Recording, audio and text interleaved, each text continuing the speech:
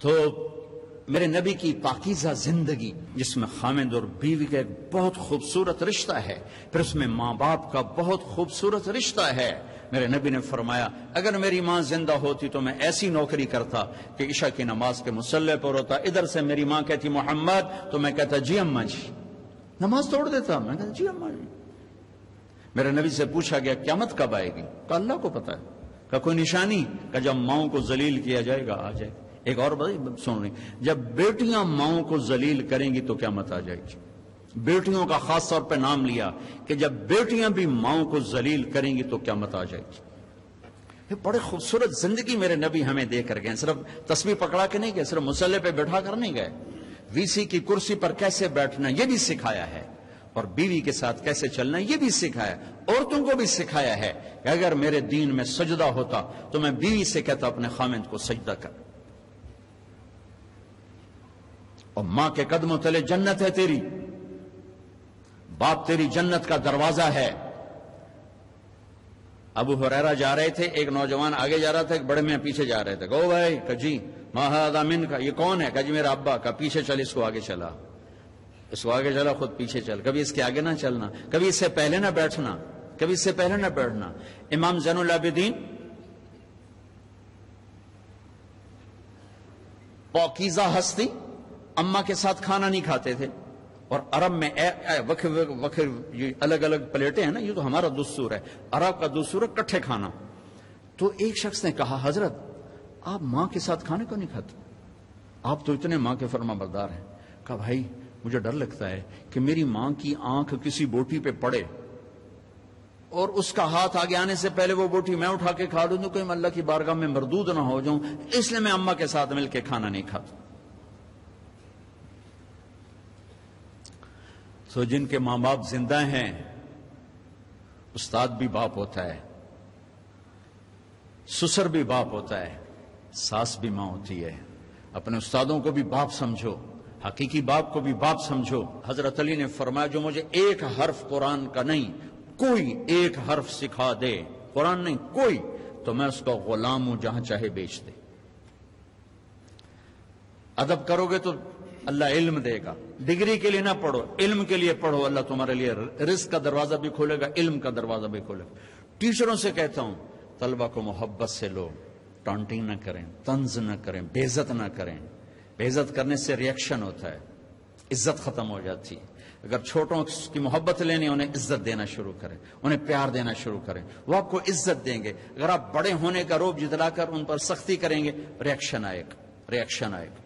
ہمارا ماحول ہے ماں باپ بھی سختی کرتے ہیں، ماں باپ بھی تربیت کے نام پر ڈنڈا اٹھائے پھرتے ہیں، اور کتنے بچوں کو بیمار کر دیا. تیرے نمبر کیوں تھوڑے ہیں، تیرے نمبر کیوں تھوڑے ہیں، تیرے اے کیوں تھوڑے ہیں، یہ پتہ نہیں ایک تو اے بی کی تھوا بڑے،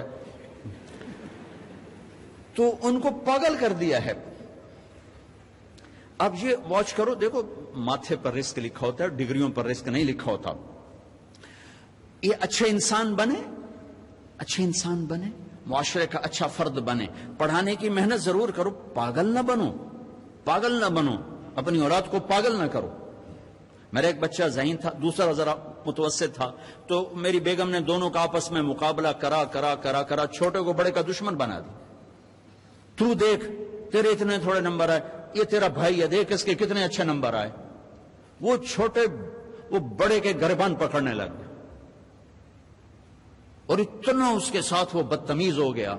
میں کہا ویک اے تیرے مقابلے دا نتیجہ ہے. ایک کا قدرتی استعداد تھوڑی ہوتی ہے، کسی اور چیز میں زیادہ ہوتی ہے، ایک پڑھنے میں اچھا ہوتا ہے، ایک کسی اور چیز میں اچھا ہوتا ہے. تو اپنے بچوں کی خوبیاں دیکھ کر اس کو ہائی لائٹ کرو. یہ صرف نمبروں کے اوپر نہ تولو، نمبر تو نقل مار کے بھی آرام نہ تجھے لے لو. تو کبھی اولاد کی آپس میں تقابل اور شدت اور سختی. ہمارا ماحول، میں چوتھی جماعت میں پڑھتا تھا، ہمارے استاد سے ماسٹر شفیع صاحب رحمت اللہ علیہ، بڑے محنتی تھے، لیکن وہی ماحول تھا، سوٹے ڈنڈے.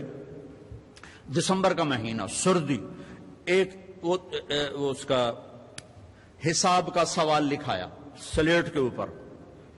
ہم 15 لڑکے یوں لائن میں بیٹھے. اچھا میں نے دیکھا، مجھے نہیں آتا تھا، میں کہا چلو معافی تلافی ہو جیسے. جب وہ پہلا اس کو نہیں آیا تو پتہ نہیں کو 8-10 ڈنڈے پہ. میں کہہ لے وے مارے گئے یا اللہ.